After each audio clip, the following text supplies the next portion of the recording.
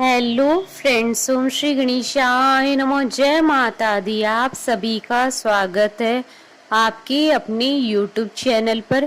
Friends, आज हम आपको इस वीडियो में बताने जा रहे हैं आषाढ़ मास की गुप्त नवरात्रि के दूसरे दिन दूसरी महाविद्या माता तारा देवी की उत्पत्ति की कथा और महत्व के बारे में, जिसको सुनने मात्र से ही प्राप्त होती है सुख समृद्धि और होती हैं सभी मनोकामनाएं शीघ्र ही पूर्ण।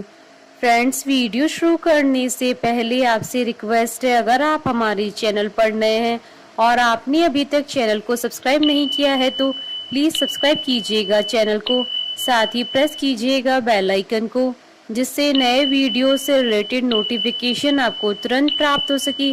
और वीडियो पसंद आने पर वीडियो को लाइक और शेयर जरूर कीजिएगा ताकि सभी भक्तों को इस वीडियो का लाभ प्राप्त हो सके। और कमेंट बॉक्स में जय माता दी जरूर लिखिएगा। आज गुप्त नवरात्रि का दूसरा दिन है। गुप्त नवरात्रि के दूसरे दिन माँ काली के स्वरूप महाविद्या तारा देवी की पूजा अर्चना की जाती है। तारा देवी को शमशान की देवी कहा जाता है। पौराणिक कथाओं के अनुसार माँ तारा देवी की अवतार की कथा समुद्र मंथन की कथा से जुड़ी हुई है। एक समय अमृत की प्राप्ति के लिए देवताओं और दैत्यों ने समुद्र मंथन किया था। जब समुद्र मंथन आरंभ हुआ तो सबसे पहले समुद्र से हलाहल विष निकला।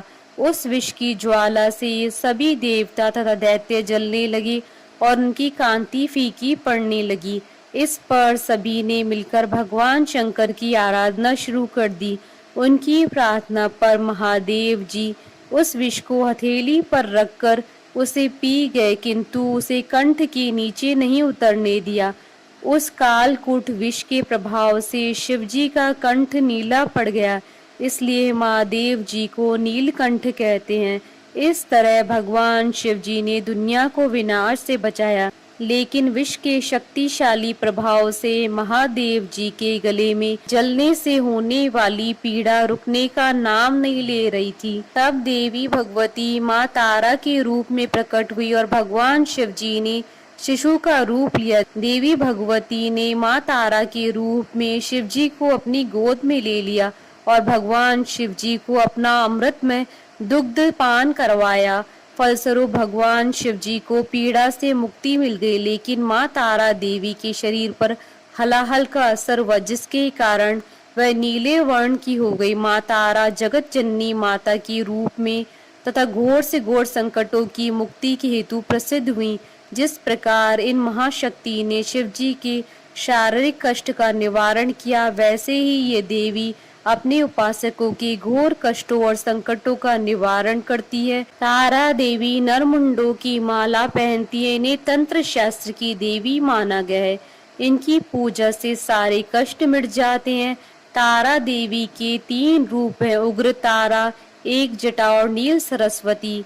भगवती काली को ही नील रूपा होने के कारण तारा भी कहा गया।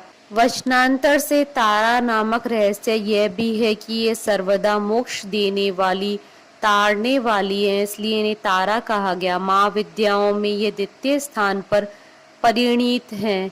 अनायासी वाक शक्ति प्रदान करने में समर्थ है, इसलिए इन्हें नील सरस्वती भी कहते हैं। भयंकर विपत्तियों से भक्तों की रक्षा करती हैं, इसलिए इन्हें उग्र तारा कहते हैं। ब्रह्मलीन तंत्रादि ग्रंथों में भगवती तारा के स्वरूपों की विशेष चर्चा है। ग्रीव का वध करने के लिए इन्हें नील विग्रह प्राप्त हुआ था। ये शव रूप शिव पर प्रत्यालीढ़ मुद्रा में आरूढ़ है। भगवती तारा नील वर्ण वाली, नील कमलों के समान 3 नेत्रों वाली तथा हाथों में कैंची, कपाल, कमल और खड़ग धारण करने वाली है। ये व्याघ्र चर्म से विभूषिता तथा कंठ में मुंडमाला धारण करने वाली है। शत्रुनाश, वाक शक्ति प्राप्ति तथा भोग मोक्ष की प्राप्ति के लिए तारा अथवा उग्र तारा की साधना की जाती है। रात्रि देवी की स्वरूपा शक्ति तारा महाविद्याओं में अद्भुत प्रभावशाली और सिद्धि की अधिष्ठात्री देवी कही गई हैं। भगवती तारा के 3 रूप हैं, तारा, एक जटा और नील सरस्वती। तीनों रूपों के रहस्य कार्यकलाप तथा ध्यान परस्पर भिन्न है, किंतु भिन्न होते हुए भी सबकी शक्ति समान और एक है। भगवती तारा की उपासना मुख्य रूप से तंत्रोक्त पद्धति से होती है। इनकी उपासना से सामान्य व्यक्ति भी बृहस्पति के समान विद्वान हो जाता है। भारतवर्ष में सर्वप्रथम महर्षि वशिष्ठ ने तारा की आराधना की थी, इसलिए तारा को वशिष्ठ ताराधिता तारा भी कहा जाता है। वशिष्ठ जी ने पहले भगवती तारा की आराधना वैदिक रीति से करनी प्रारंभ की, जो कि सफल न हो सकी। उन्हें अदृश्य शक्ति से संकेत मिला कि तांत्रिक पद्धति के द्वारा उपासना करे। जब वशिष्ठ जी ने तांत्रिक पद्धति का आश्रय लिया तब उन्हें सिद्धि प्राप्त हुई। यह कथा आचार तंत्र में वशिष्ठ मुनि की आराधना उपाख्यान में वर्णित है। पौराणिक मान्यताओं के अनुसार देवी तारा की उत्पत्ति मेरू पर्वत के पश्चिम भाग में चोलाना नदी के तट पर हुई है। ग्रीव नाम के दैत्य के वध हेतु देवी माँ काली ने ही नीलवर्ण धारण किया था। सर्वप्रथम स्वर्ग लोक के रत्नद्वीप में वैदिक कल्पोक्त तथ्यों तथा वाक्यों को देवी काली के मुख से सुनकर शिवजी अपनी पत्नी पर बहुत प्रसन्न हुए। शिवजी ने माँ काली से पूछा, आदि काल में आपने भयंकर मुख वाले रावण का विनाश किया, तब आश्चर्य से युक्त आप वह स्वरूप तारा नाम से विख्यात हुआ।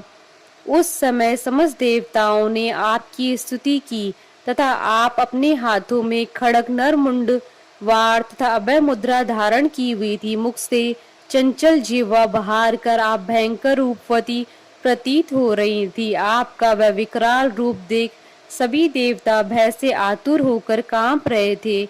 आपके विकराल भयंकर रुद्र रूप को देखकर उन्हें शांत करने के निमित्त ब्रह्मा जी आपके पास गए थे। समस्त देवताओं को ब्रह्मा जी के साथ देखकर देवी लज्जित हो आप खड़ग से लज्जा निवारण की चेष्टा करने लगी। रावण वध के समय आप अपने रुद्र रूप के कारण नग्न हो गई थी तथा स्वयं ब्रह्मा जी ने आपकी लज्जा निवारण हेतु आपको व्याघ्र चर्म प्रदान किया था। इसी रूप में देवी लंबोदरी के नाम से विख्यात हुई। तारा रहस्य तंत्र के अनुसार भगवान राम केवल निमित्त मात्र ही थे। वास्तव में भगवान राम की विध्वंसक शक्ति देवी तारा ही थी, जिन्होंने लंकापति रावण का वध किया।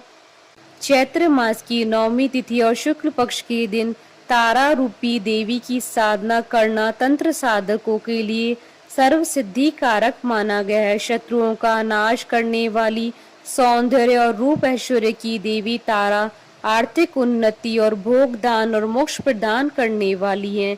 जो भी साधक या भक्त माता की मन से प्रार्थना करते हैं, उसकी कैसी भी मनोकामना हो वह तत्काल पूर्ण हो जाती है। तारा पीठ में देवी सती के नेत्र गिरे थे, इसलिए इस स्थान को नैन तारा भी कहा जाता है।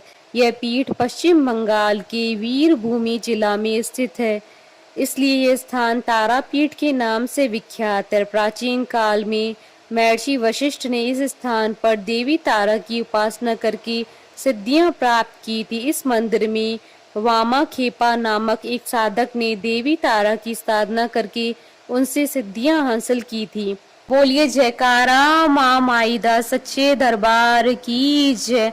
हमारे साथ इस वीडियो में अंत तक बने रहने के लिए आपका धन्यवाद। ओम श्री गणेशाय नमः। जय माता दी।